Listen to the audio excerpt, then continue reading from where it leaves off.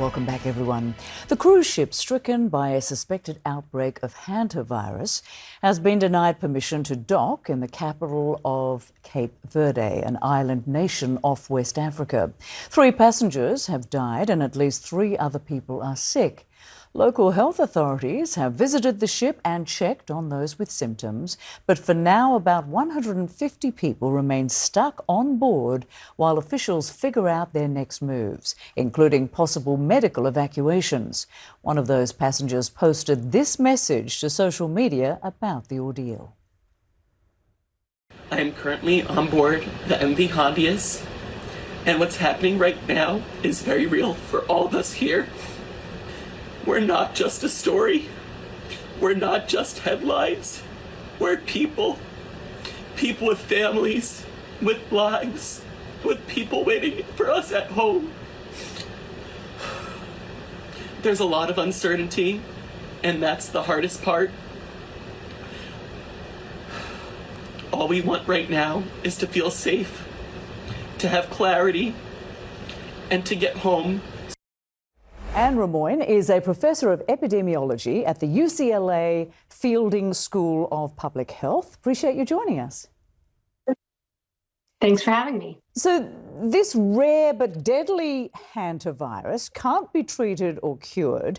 So what are your thoughts as you watch the World Health Organization respond to this deadly outbreak on a cruise ship? And how do you think this virus spread?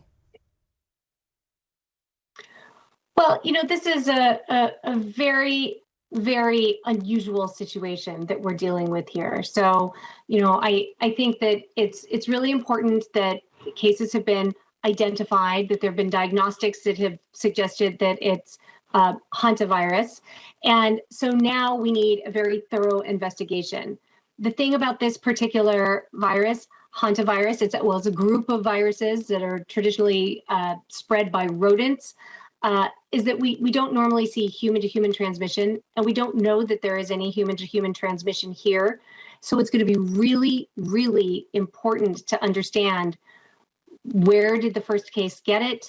If there are, multiple cases, then where did the first case get it? Are these cases connected from person-to-person spread or environmental contamination or from rodents from a common source? Did they get it before they boarded the ship? Did they get it when the ship went to multiple ports, or did it come from rats that were already on the ship? So or mice that were on the ship. So I do think that it's really important that we understand all of this information and understand exactly which hantavirus this is, and if it's one that has person-to-person spread potential before we truly understand what's happening. And we know that 3 people have died so far. Several others are seriously ill and have been evacuated from the ship, with more suspected cases being investigated. Now we're hearing desperate pleas from passengers who want to go home, but they're not allowed to leave. What needs to happen next?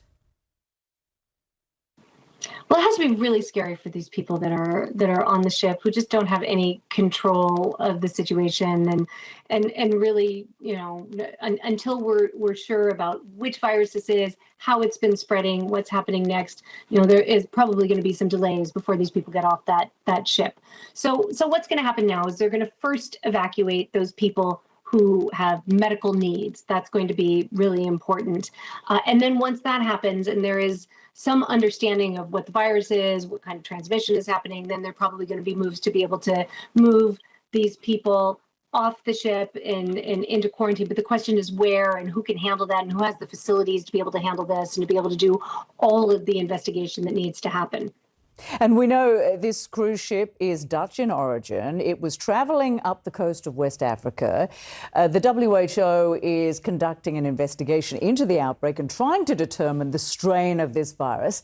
How do they figure out where this particular strain of hantavirus came from and how it was spread throughout the ship? What is the process? Well, this is going to be a very classic outbreak investigation. And because we do have a population. We know who's been on this ship, who's been, where people have been. They're certainly going to be able to go back and and look at exposures of people who have been affected, those people who are sick, those people who have died.